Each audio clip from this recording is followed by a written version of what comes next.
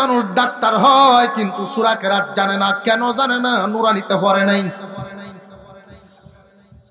বাংলাদেশের সর্বোচ্চ শিক্ষা ঢাকা ভার্সিটি থেকে সর্বোচ্চ ডিগ্রি নিয়ে বাহির হলো, কিন্তু এই সন্তান নামাজ পড়তে জানে না।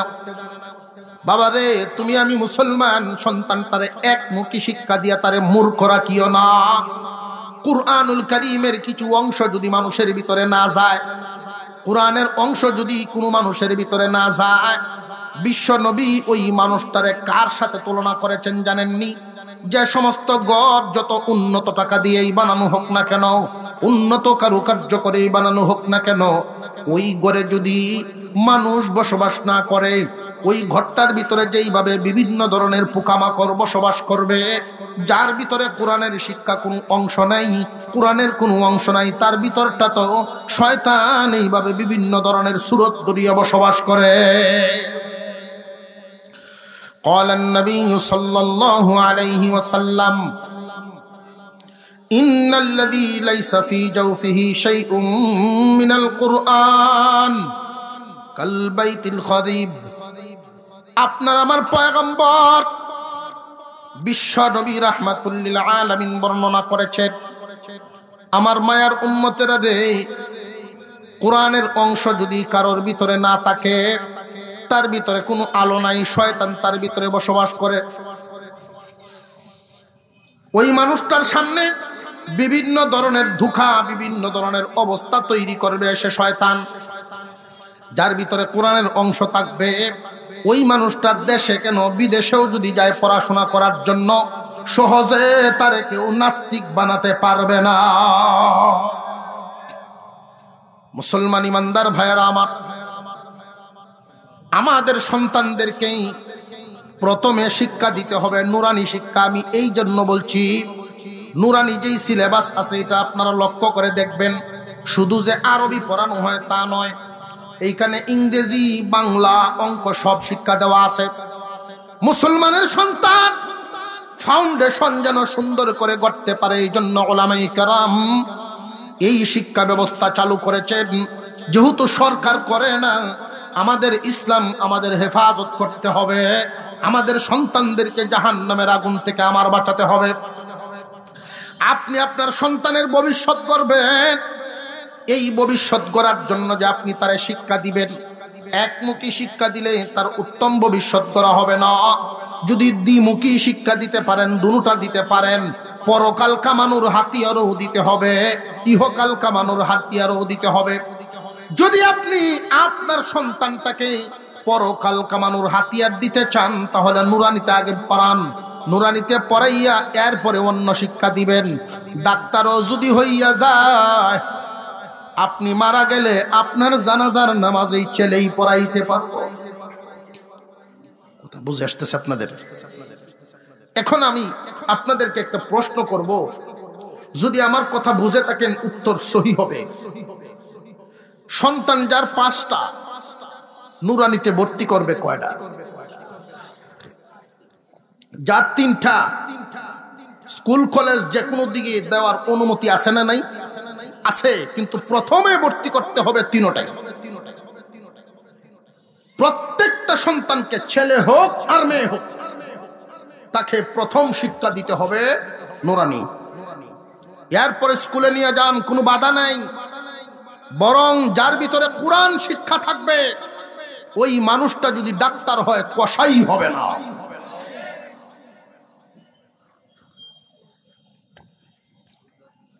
আমাদের যে শিক্ষা ব্যবস্থা, সারা জিন্দিগি ভর চাকরি করলো, যখন রিটায়ার্ডে আসছে তখন দেখবেন কয় আল্লাহ বিল্লাহি করি হবে। আরে আল্লাহ বিল্লাহ যে তুমি করবা, তোমার কাছে তো হাতিয়ার নেই, তোমার তো জানা নাই। না জানার কারণে শয়তানে এমন দুঃখা দেয় তারে, আলেম উলামাদের বিরুদ্ধে পর্যন্ত নিয়ে যায়। কেমন? আমি 1-2টা উদাহরণ দিলে বুঝবে।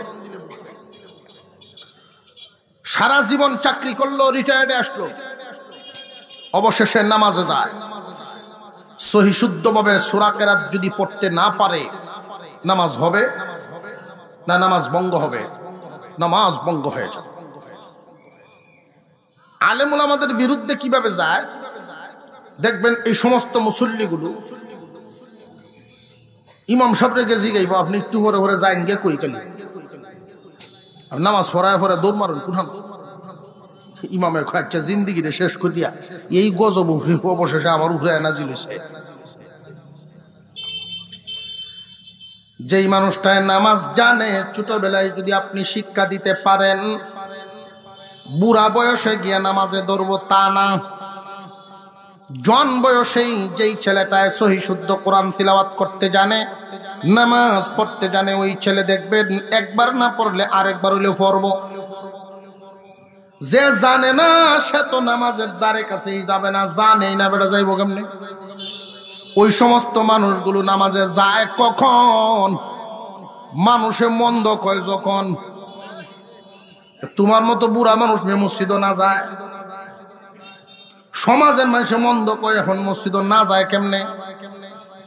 ওই সমস্ত মুসল্লিরা মসজিদে যায় আল্লাহ খুশির করার জন্য নয়, মানুষকে সমালোচনা যেন না করে, মানুষ খুশি করার জন্য। মুসলমান ভাইরা, আল্লাহ পাক রব্বুল আলামিন আমাদেরকে যে রাস্তাটা দেখায় দিলেন যে তোমাদের মধ্য থেকে ছোট্ট একটা দল বিজ্ঞ আলেম হও। নবীজি বললেন সমস্ত মুসলমান নরনারীকে ইসলামিক প্রাথমিক শিক্ষা দাও, ফরজ। কারণ নামাজের সহি শুদ্ধ সূরা কেরাত শিক্ষা করা এটা শুধু আলেমদের জন্য জরুরি না, সকল মুসলমানের জন্য জরুরি, সকল মুসলমানের জন্য জরুরি। যে ব্যক্তি ব্যবসা করবে তারও কেরাত জানা থাকা লাগবে, ওযু গোসল শিক্ষা জানা লাগবে। যেই ব্যক্তি চাকরি করবে তার জন্য সূরা কেরাত জানা লাগবে। যেই ব্যক্তি সমাজের পরিচালনা করে, যে কোনো মানুষ যে কোনো জায়গায় থাকুক না কেন, এতটুকুন জ্ঞান অর্জন করা অত্যন্ত জরুরি। আলহামদুলিল্লাহ বুঝতে পারছি, আপনাদেরকে একটা কথা অন্তত বুঝাইতে পারছি যে সকল বাচ্চাদেরকেই প্রাথমিক শিক্ষাটা আমার দিতে হবে। কথা বুঝে আসতেছে আপনাদের? এখন আরেকটা কথা আপনাদেরকে জিজ্ঞাসা করি, সন্তানদেরকে আমরা যা শিক্ষা দিলাম, একটা সন্তানকে আপনি ডাক্তার বানালেন, এটা তার নিজের ফায়দা হবে, আপনার তো কোনো ফায়দা হইল না।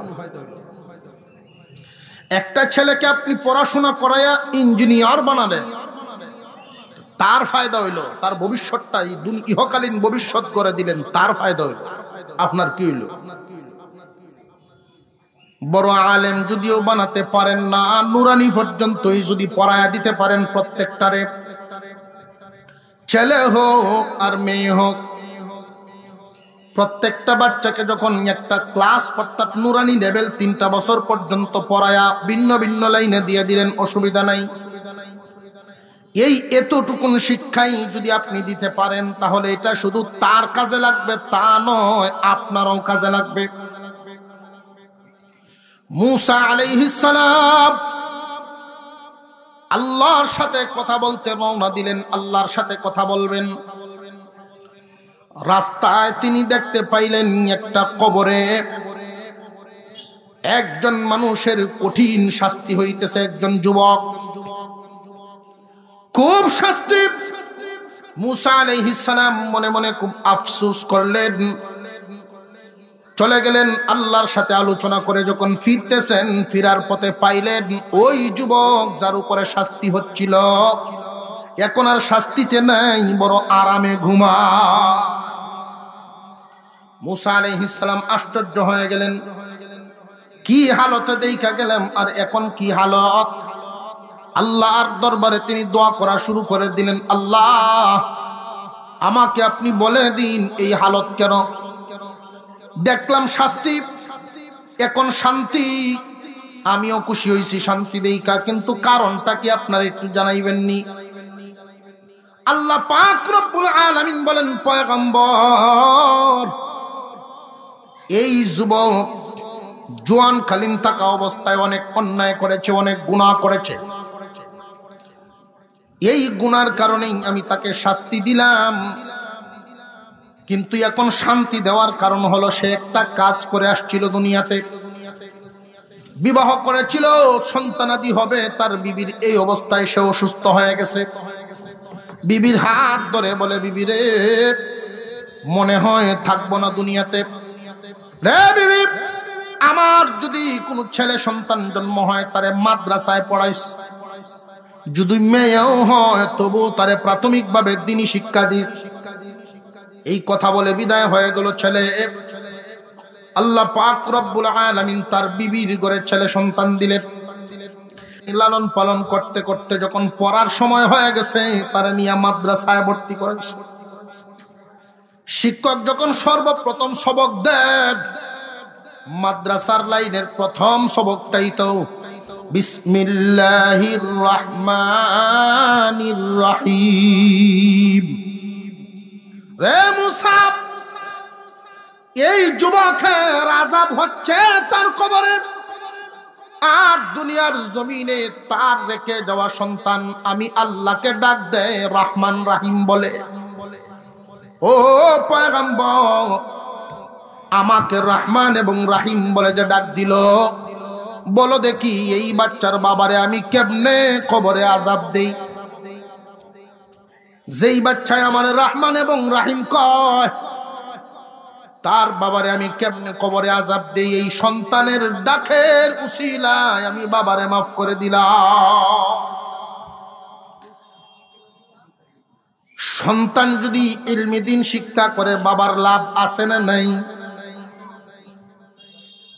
এবার আসুন, একজন মানুষ যখন মৃত্যুবরণ করে, সকরাত আরম্ভ হয়, 500 ফেরেশতা একসাথে চাপ দিয়া ধরে। 500 ফেরেশতা একসাথে চাপ দিয়া ধরে। তখন যেই মানুষটার সকরাত আরম্ভ হয়, ওই মানুষটা ডাকতে থাকে, তোমরা কারা গো? আমার এই এত জোরে চাপ দিচ্ছ, আমার একটু সারিয়া দেও। আমরা এখানে যারা আছি সবার মরণ সামনে আছে না নাই? 500 ফেরেশতা একসাথে চাপ দিয়া জান বাহির করবে, বলতে থাকবে, তোমরা কারা গো? আমার একটু হালকা করিয়া দাও, কিন্তু ছাড়বে না। ওই ব্যক্তি বলতে থাকবে, তোমরা আমার সমস্ত সহায় সম্পত্তি নিয়ে যাও, এই জীবনে যা রুজি রোজগার করেছিলাম সব নিয়ে যাও, এরপরেও আমার চাপটা একটু কমায় দাও। না না, এরপরেও চাপ কমানো হবে না। সকল আত্মীয় স্বজনের সম্পত্তি নিয়ে যাও, তারপরেও আমার একটু আসান করো। যত ধরনের বলুক না কেন, তাকে যখন চাপ কমানো হবে না, সহ্যই করতে থাকবে ধৈর্যহারা। এত কষ্ট, এত যন্ত্রণা দুনিয়ার কোনো মানুষ অনুভব করতে পারবে না। মৃত্যুর সময় যে কি কষ্ট দেওয়া হয়, এই কষ্টের খবরটা একজন বর্ণনা করেছিলেন। নূহ আলাইহিস সালামের সন্তান ছিলেন একজন, তার নাম ছিল সাম। ঈসা আলাইহিস সালামকে আল্লাহ মুজিজা দিয়েছিলেন, গুরুস্থানের মুর্দাকে উনি যদি ডাক দিতেন আল্লাহর নামে জিন্দা হয়ে দাঁড়ায় যেত। একজন ইহুদি বলে, ঈসা তুমি তো দেখি সব নতুন নতুন মুর্দাকে জিন্দা করো, পুরাতন একজন মুর্দাকে জিন্দা করো দেখি। ঈসা আলাইহিস সালাম বলেছিলেন, পুরাতন মুর্দার ব্যাপারে আমি তেমন জানি না, আপনি আমারে দেখায়া দেন। নিয়ে গেল পাহাড়ের উঁচা একটা টিলার মধ্যে, কবর দেখায়া দিল, এই মুর্দাকে তুমি জিন্দা করে দেখাও দেখি। ঈসা আলাইহিস সালাম কুম বিইذনিল্লাহ বলার সাথে সাথেই কবরের মুর্দা জিন্দা হইয়া দাঁড়ায়া যায়। আলাপ আলোচনা হইল, পরিচয় হয়ে গেল। ঈসা আলাইহিস সালাম জিজ্ঞাসা করেন, তাহলে আপনি কি দুনিয়াতে আরো কিছুদিন থাকবেন? যদি থাকেন আল্লাহর কাছে অনুমতি নেই। ও ভাই ঈসা, কিছুদিন দুনিয়াতে যদি আমি থাকি, এরপরে কি আবার জান কবজ করা হবে নাকি? আজরাইল আসবে নাকি স্বাভাবিকভাবে যেতে পারবো? ঈসা আলাইহিস সালাম বলেন, হ্যাঁ, আজরাইল আইসা জান কবজ করবে। সাম বলেন, না, তাহলে আমার দরকার নাই। যে আজরাইলকে আপনি এত ভয় পান কেন? ভয় যেন কেন ভাই, আমার সাথে সাক্ষাৎ হয়েছে এই জন্য আমি জানি, আপনার সাথে দেখা হয় নাই, আপনি জানবেন না। একজন মানুষের যখন মৃত্যু যন্ত্রণা শুরু হয়, ওই মানুষটা যে কি পরিমাণ কষ্ট ভোগ করে এটা সে ছাড়া আর কেউ বুঝবে না। ছেলেদেরকে যে কোনো লাইনে পড়াশোনা করানো কোনো বাধা নাই, কিন্তু শর্ত হলো নুরানি পর্যন্ত পড়াতে হবে, কারণ এটা তারও লাভ আপনারও লাভ। ডাক্তার ভূতাইছে, আব্বা আপনার অসুস্থতা শুনে আমি আইলাম। সখরাত আরম্ভ হইছে, ডাক্তার ছেলে পাশে। আজরাইলে যখন চাপ দিয়া ধরবে, ডাক্তার ছেলে কি তারে কোনো চাপটা ছুটাইতে পারবে নাকি? মেডিকেল সায়েন্সের বিদ্যা যদি পেশ করা হয় সারব। আমি আপনার ডাক্তার ভূতাইছি, বাবারে তোমারে আমি ডাক্তার বানাইছি, এটা তোমার লাভ হইছে, আমার তো কোনো কামও লাগলো না। আমি ইঞ্জিনিয়ার ভূতাইছি ভালো, কিন্তু এটা তো তোমার কামও লাগলো, আমার কোনো কামও লাগলো না। যদি পারো তাহলে এই চাপটা একটু কমায় দাও দেখি, তোমাদেরকে তো অনেক খরচাদি দিলাম। এমনি এক ছেলে নুরানিতে পড়ছে মাত্র, বড় আলেম না, কিন্তু আলেমদের মুখে শুনতো যে সূরা ইয়াসিন তিলাওয়াত করলে মৃত্যুর যন্ত্রণাকে হালকা করা হয়। এই ছেলে কুরআনুল কারীম নিয়ে বাবার পাশে বৈশা পড়া শুরু করে দিল। বিসমিল্লাহির রহমানির রহিম, ইয়াসিন ওয়াল কুরআনিল হাকীম। যেই মাত্র কুরআনুল কারীম সহি শুদ্ধভাবে মুমূর্ষ ব্যক্তির কাছে তিলাওয়াত শুরু হয়, আল্লাহ রাব্বুল আলামিন ডাক দিয়া বলেন, ফেরেশতারা রে, তোমাদের কানে কি আমার কালামের আওয়াজ পৌঁছে নাই? এই মুহূর্তে চাপ হালকা করো, সূরা ইয়াসিনের তিলাওয়াত তোমাদের কানে পৌঁছে নাই কি? এরপরেও যদি হালকা না করিয়া দাও, তাহলে আমার কালামের ইজ্জত রক্ষা হয় না। তাহলে সন্তানের ইলমে দ্বীন শিক্ষার দ্বারা মা বাবারও লাভ আছে না নাই? একজন মানুষের জান কবজ করার সময় যেই ফেরেশতায় জান কবজ করে, একজন ফেরেশতা নিয়োজিত করা আছে, এই রূহটা বাহির করে তার হাতে নিয়ে মুর্দার কাছেই বসিয়া থাকে। কে কে আসা যাওয়া করে, কে কি করে, সব দেখতে থাকে, সব দেখতে থাকে, কিন্তু কথা বলার সুযোগ নেই, কথা বলার যোগ্যতা তার নেই। যখন জানাজার নামাজ পড়ানো হয়, গোসলের কাজ করানো হয়, কবরে যখন নামানো হয়, সব কিন্তু এই রূহ দেখতে থাকে। ফেরেশতার হাতে জিম্মি আছে, ফেরেশতার মুষ্টির ভিতরে আছে। আল্লাহ পাক রব্বুল আলামিন ব্যবস্থা রাখছেন, রে বান্দা কার জন্য কি করলা, একটু দেখিয়া যাও, একটু দেখিয়া যাও, কার জন্য কি করলা। মুর্দার লাশটা পর্যন্ত নিজের মানুষে দোয়াইতে পারে না, পরের মানুষে দোয়ানি লাগে। বাবার গোসলটা কেমনে দেওয়া লাগবে, এই প্রশিক্ষণটাও পর্যন্ত বাবায় দেয় নাই। অথচ দুনিয়ার সমস্ত শিক্ষায় শিক্ষিত করেছে, বাবা মা বাবা আর জানাজা দাফন কাফন কেমনে করবো এটা জানে না। যখন কবরে নেওয়া হয়, কবরের দিকে নিবে, লাশটা এক জায়গায় রেখে জানাজা পড়ানোর জন্য যখন তৈরি হয়, এই রূহটা খুব আকাঙ্ক্ষা করতে থাকে, হায় রে আমার সন্তান যদি জানাজা পড়ায়া দিতে পারত, সন্তানে যদি জানাজার নামাজ পড়ায়া দিতে পারত। আল্লাহ পাকের পক্ষ থেকে জানানো হবে, এই শিক্ষা কি তুমি দিছিলা নাকি? তোমার সন্তান জানাজার নামাজ পড়ায়া দিবে, এই শিক্ষা তুমি দিছিলা নাকি? ছোট মানুষ, এই ছোট বাচ্চাটা নিজের চয়েস পেশ করতে পারবে না, নিজের পছন্দ পেশ করতে পারবে না। তুমি আমি গার্জিয়ান হিসাবে সন্তানকে যেদিকে নিব, ও সন্তানও সেই দিকেই যাবে। এই জন্য প্রথমেই ছেলে হোক আর মেয়ে হোক, তাদেরকে নুরানি শিক্ষা দিয়া এরপরে অন্য লাইনে নিবেন। দিনী লাইনে, দুনিয়ার লাইনে যেদিকে মন চায় সেদিকেই নেন, অসুবিধার কোনো কারণ নাই। কিন্তু নুরানি পর্যন্ত যদি আপনার সন্তানটাকে না পড়ান, সন্তানের অসুবিধার কারণ আছে, এই সন্তানের মারাত্মক ক্ষতি করিয়া দিলেন। দুনিয়া শিখাইলেন, কিন্তু আখিরাত আপনি শিখাইলেন না। জানাজার নামাজ যদি কোনো সন্তান পড়ায়া দিতে পারে, ছেলের আমল ভালো থাকে, সন্তানের আমল ভালো থাকে, সেই অনুযায়ী জানাজার নামাজ পড়ায়া দিল। আর যদি আলেম হাফেজ মুফতি হয় তাহলে তো আর কথাই নেই।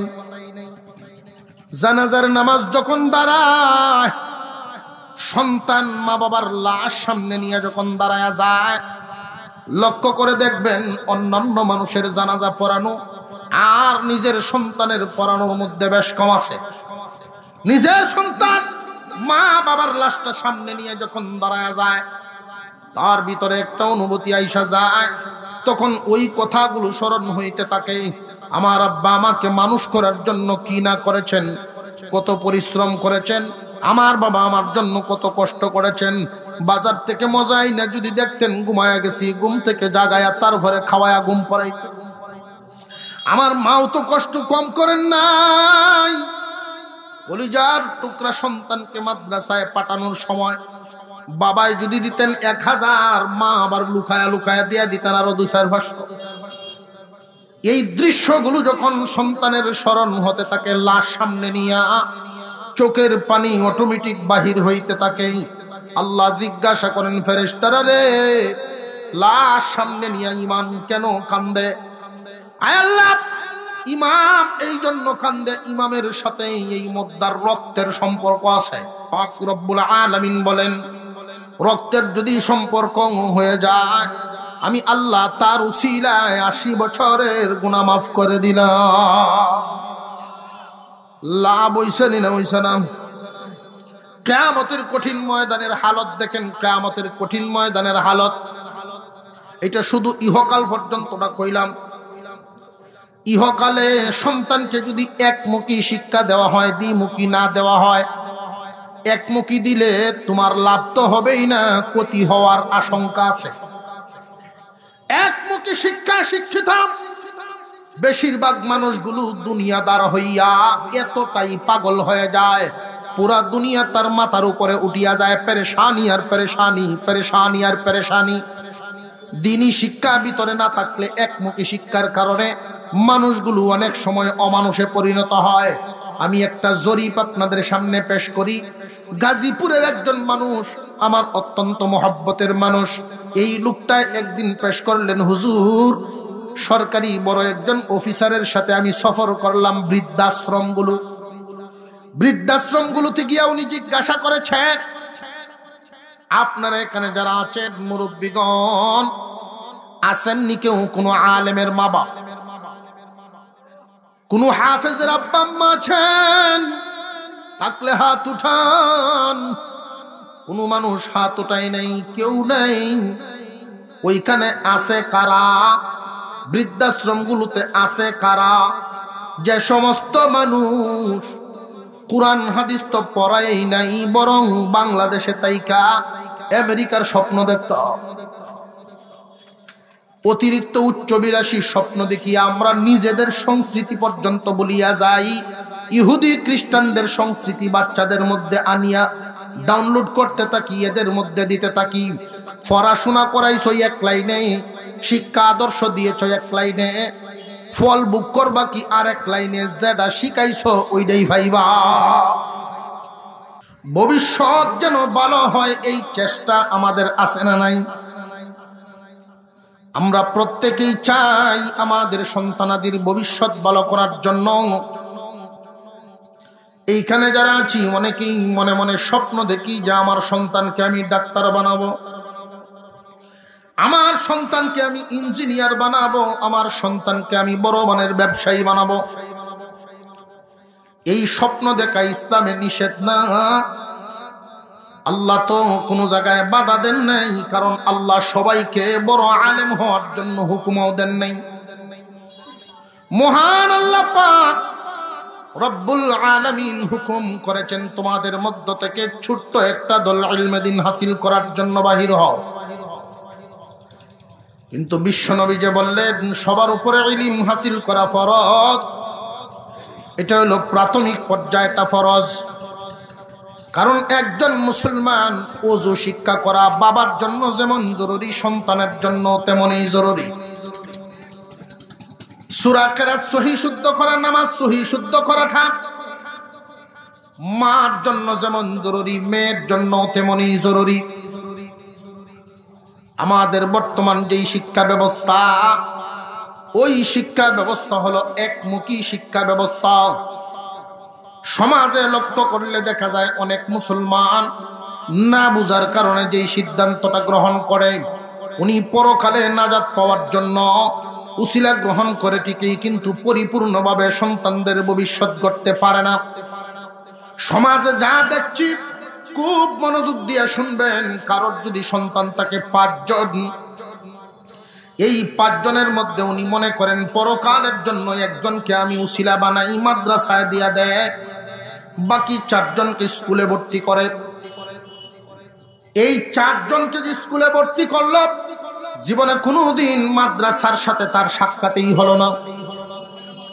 খুব মনোযোগ দিয়ে শুনবেন, মাদ্রাসায় যে তার সাক্ষাৎ হলো না, সাক্ষাৎ না হওয়ার কারণে সে বড় হইয়া ডাক্তার হইল, একমুখী শিক্ষা অর্জন করল। ডাক্তার ইঞ্জিনিয়ার যাই হোক না কেন, বাংলাদেশের সকল ডিগ্রি অর্জন করলেও কিন্তু সহি শুদ্ধ কোরআন তিলাওয়াত জানে না। আপনি আপনার সন্তানের ভবিষ্যৎ গড়ে দিবেন, এটাই আপনার দায়িত্ব। এই দায়িত্বটা আপনি কতটুকু পালন করতে পারছেন একটু হিসাব মিলান।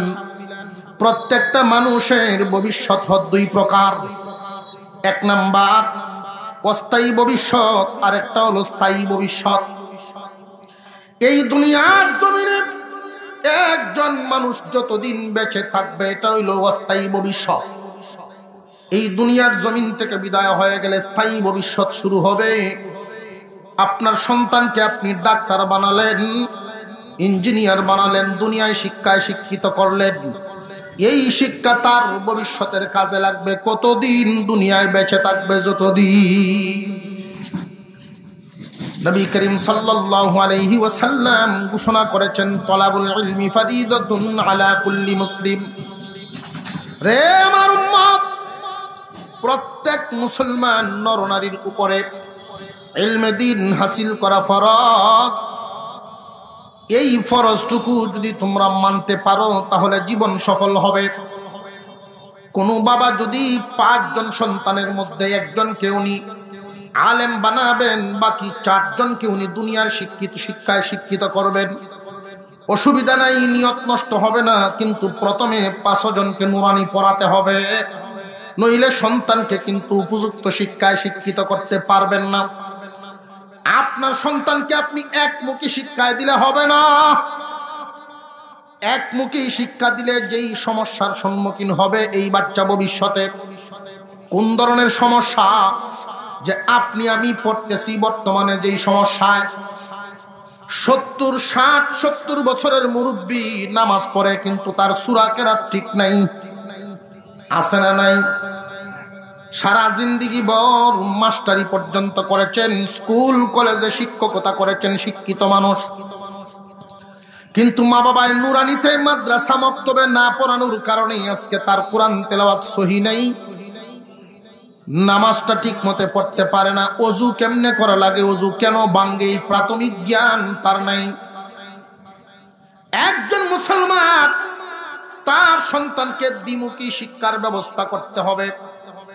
নুরানি পর্যন্ত 3টা বছর পড়াইয়া এরপরে আপনার সন্তানকে স্কুলে দিয়ে দেন, কোরআন শিক্ষা হয়ে গেল, নামাজ শিক্ষা হয়ে গেল, ওযু গুজুল শিখে ফেলল, আপনি মারা গেলে কেমনে জানাজা পড়া লাগবে এই শিক্ষাও শিক্ষা হয়ে গেল। আমরা সব মুসলমান আমাদের সন্তানদেরকে যদি গুড়ালিতেই শিক্ষা ব্যবস্থায় পেছ লাগাইয়া দেই, তাহলে এই সন্তান বড় হইয়া দিক বেদিক পাবে না, একমুখী থাকবে। আপনারা অনেকেই ধারণা করতে পারেন, কেন বড় হইয়া কি তার নামাজ সে শিখতে পারবে না? না, হাজারে 2-1 জন পারে, বাকিরা পারে না। বড় হইয়া মানুষ আর কোরআন তেলাওয়াত সহি শুদ্ধ সচরাচর করতে পারে না, সূরা কেরাত পরিপূর্ণ মুখস্থ করতে পারে না, সহি শুদ্ধ হয় না। কারণ ছোটবেলায় যেইভাবে হরফগুলো তার জায়গা নিবে উচ্চারণের ক্ষেত্রে, বড় হইলে এইভাবে আর করানো যায় না।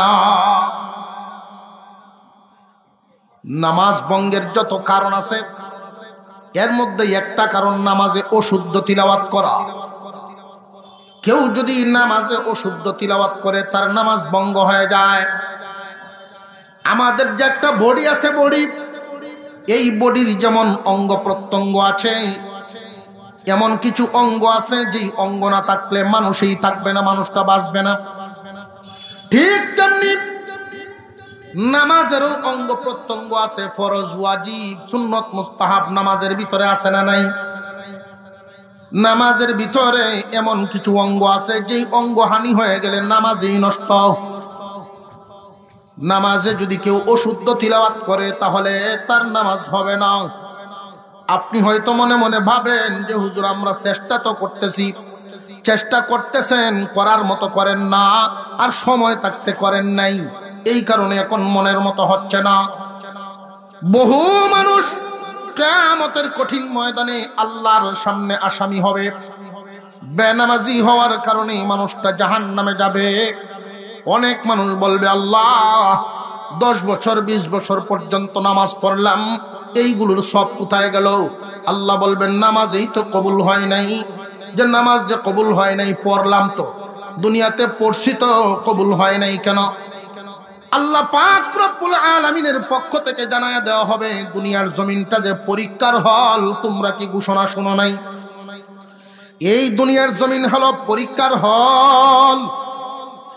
পরীক্ষার হলে যদি কেউ শুদ্ধ লেখে তারে যেইভাবে অনুমতি দেওয়া হয় লেখার, কেউ যদি ভুল লেখে, অশুদ্ধ লেখে, তারেও বাধা দেওয়ার কোনো সুযোগ নাই, বাধা দেওয়ার কোনো ব্যবস্থা নাই।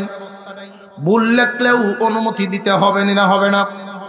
যদি ভুল লেখলে কেউ বাধা দেয় তাহলে পরীক্ষার হলের নিয়ম ভঙ্গ হইয়া যায়। ভুল লেখক আর শুদ্ধ লেখক পরীক্ষার হলে যেইভাবে অনুমতি দেওয়া আছে, ভুল যা লেখলো বুঝবে কোন দিন, ফলাফল বাহির হবে যেই দিন। ঠিক তেমনি একজন মানুষ নামাজ পড়তেছে, তার নামাজটা কি আল্লাহর কাছে কবুল হইল কিনা, সহি শুদ্ধ হইল কিনা, এটা বুঝবে কোন দিন? ফলাফল সামনে হাজির হইব যেই দিন। আমার আপনার কলিজার টুকরা সন্তানের উত্তম ভবিষ্যৎ তাদের নিয়ে স্বপ্ন দেখা অনেক ভালো, স্বপ্ন দেখা ভালো, কোনো বাধা নাই। আপনার সন্তানটাকে আপনি ডাক্তার বানাবেন, কোনো নিষেধ নাই, কিন্তু নুরানি পর্যন্ত পড়ায় নেওয়াটা এটা ফরজ, অবশ্যই পড়াতে হবে, নইলে সন্তানের ভবিষ্যৎ ক্ষণস্থায়ীটা গড়লেন, চিরস্থায়ীটা গড়লেন না। ক্ষণস্থায়ী ভবিষ্যৎ গড়বেন দুনিয়া শিক্ষার মাধ্যমে, আর চিরস্থায়ী ভবিষ্যৎটা তার গড়িয়া দিবেন নুরানি পড়ানোর মাধ্যমে। যদি প্রাথমিক পর্যায়ে তার ইসলামী শিক্ষাটা দিতে না পারেন, বড় হইয়া কিন্তু সে আর পারবে না। ও মুসলমান ভাইরা আমার, বহুত মানুষ দেখা গেছে একমুখী শিক্ষা ব্যবস্থা হাসিল করার কারণে নামাজের সময় হইছে কিন্তু নামাজে যায় না। কেন যায় না? মানুষটায় নামাজ না জানার কারণে। যদি আপনার সন্তানটাকে আপনি নুরানি পর্যন্ত পড়ায়া এরপর স্কুলে নিয়ে যাইতেন, নামাজ জানা থাকতো, তাহলে কিন্তু আর অসুবিধা হইতো না। নামাজ জানা যেই ব্যক্তি জানে, জানায় কিন্তু তারে টানে। তা বুঝে আসতেছে আপনাদের? আপনারা তো জিমাইতেছেন, হানজাক তো ঘুমাই লইব। নামাজ জানলে একবার পড়ছে না, আর একবার হইলে পড়বো, আর যখন পড়বো সহি শুদ্ধ করেই। তা বুঝে আসতেছে আপনাদের?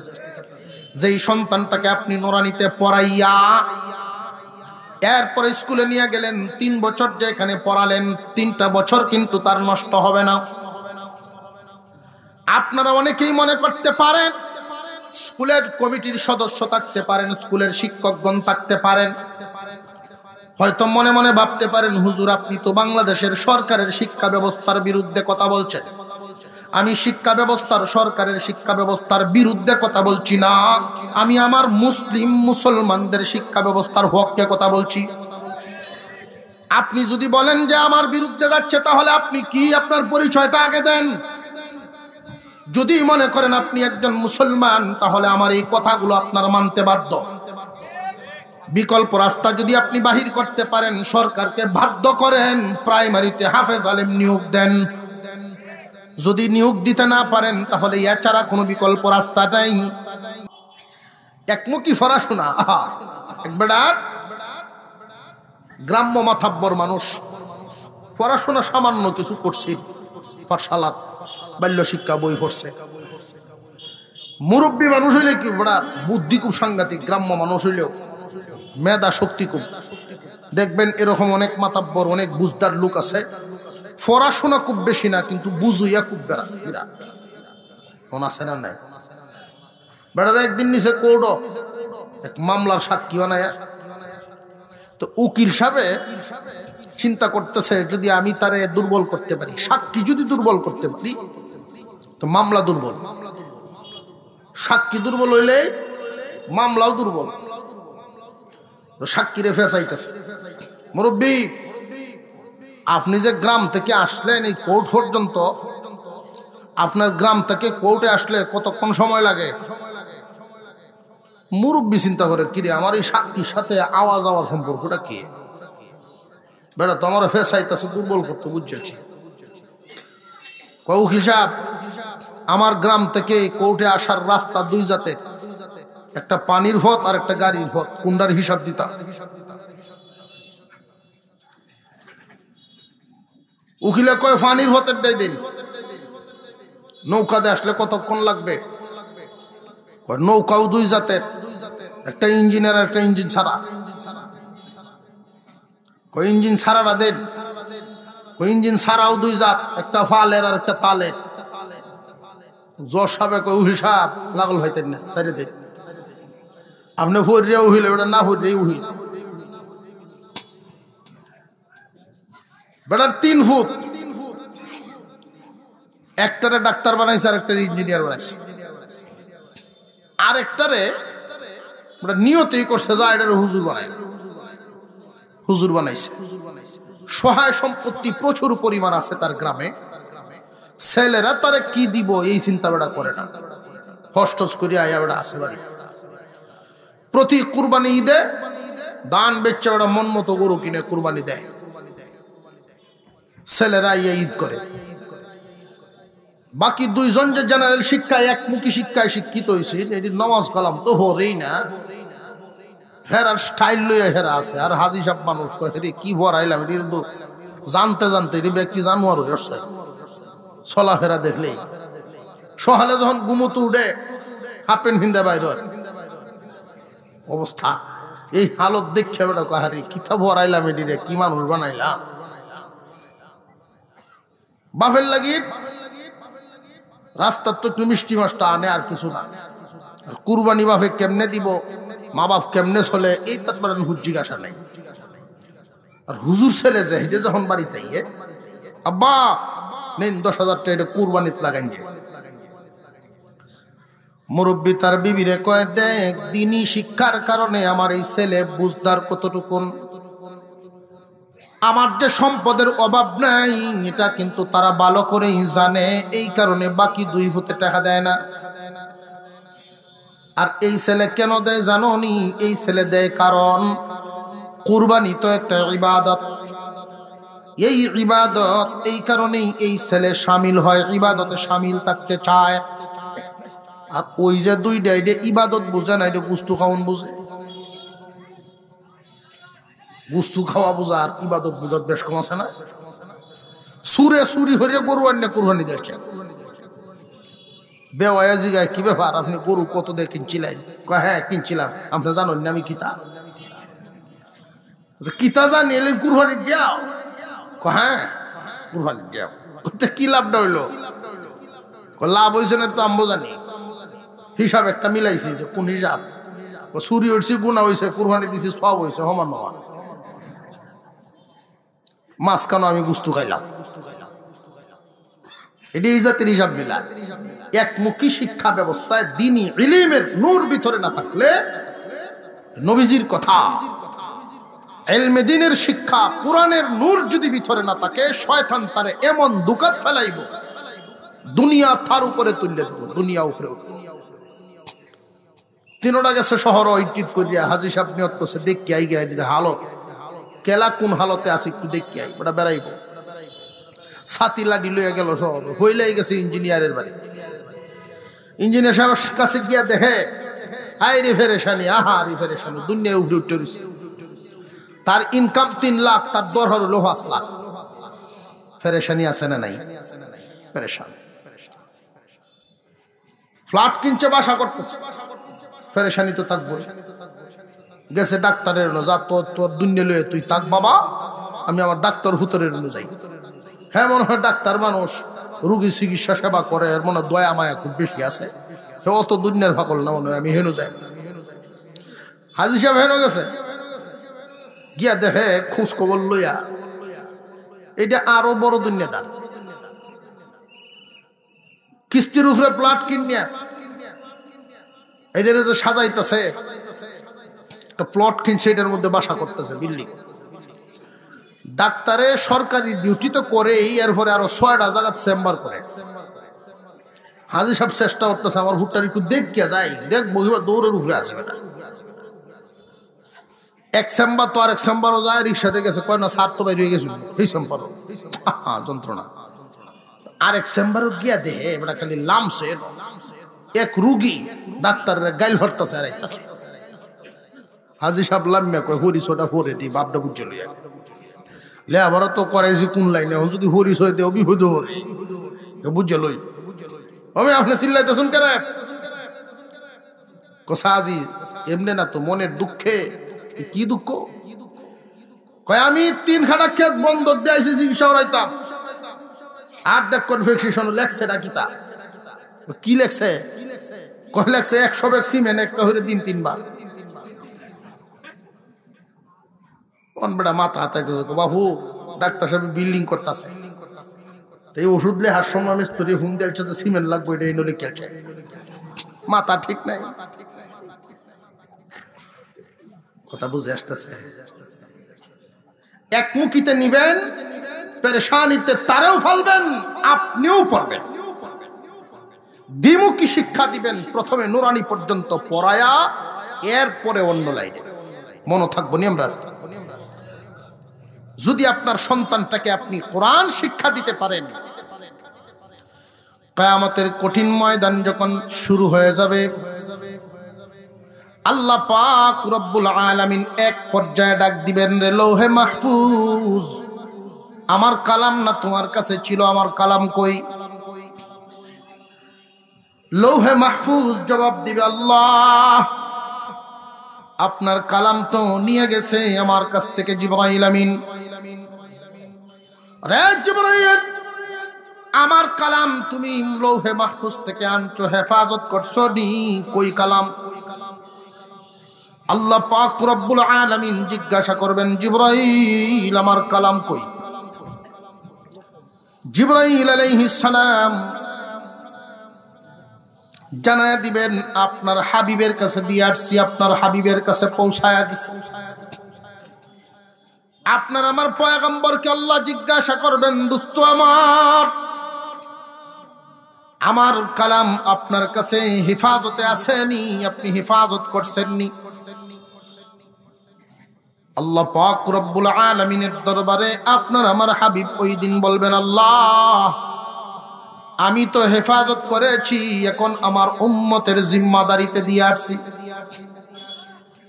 উম্মতের জিম্মাদারি শব্দটার মধ্যে আমরা সব আসি না নাই? আসির আওয়াজে তো তাল বোঝা যায় না, কারণ আমরার অবস্থা হইল যে কোরআন হেফাজতের দায়িত্ব খালি টুপি মাথার দিলে হেরার।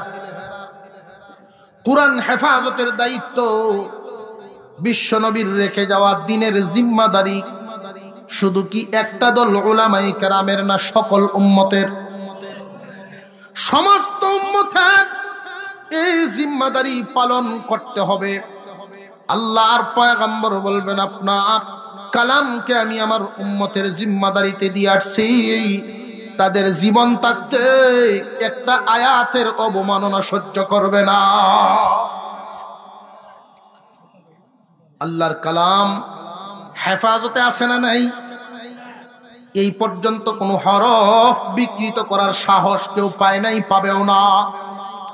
পৃথিবীর অন্যান্য গ্রন্থ আর আমাদের কুরআনুল কারীমের মধ্যে বেশ কম আছে, কারণ তৌরাত বলেন, ইনজিল বলেন, যত কিছুই বলেন না কেন, হেফাজতের জিম্মাদারি আল্লাহর হাতে রাখেন নাই।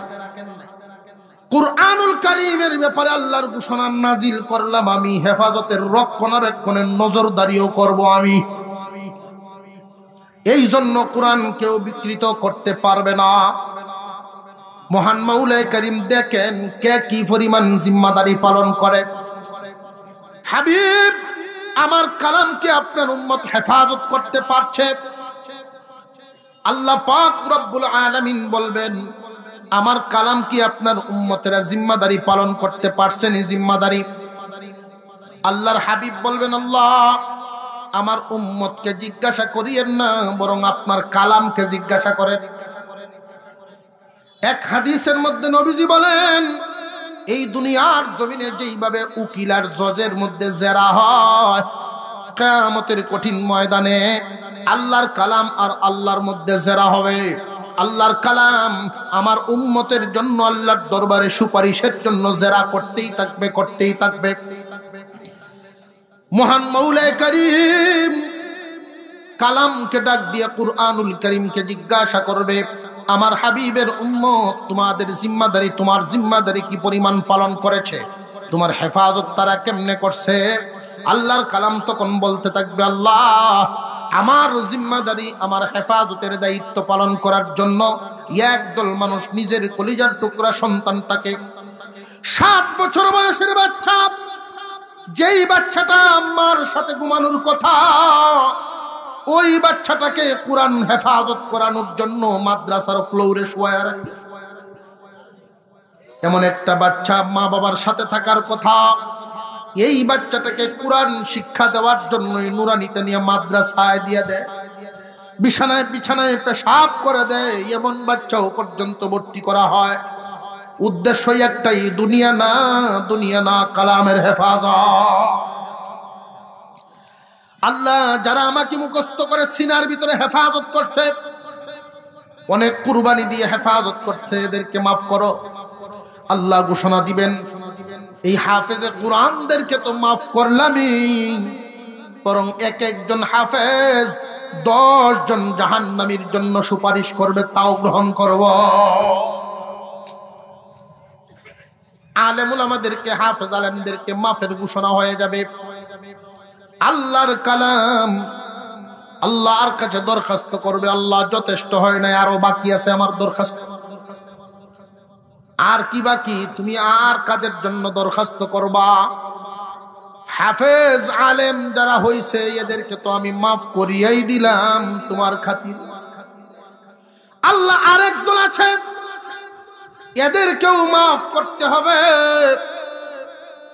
আল্লাহর কালাম বলতে থাকবে, একদল মানুষে কোরআন পড়াইছে, আরেক দলে পড়ছে, এই 2 দলকে তো তুমি মাফ করিয়াই দিছো, কিন্তু আরেকটা দল আছে যারা নাকি কোরআন পড়ানোর ব্যবস্থা করিয়া দিছে। কোরআন পড়া এবং পড়ানোর ব্যবস্থা যারা করিয়া দিছে, এদেরকেও আজকে মাফ করব।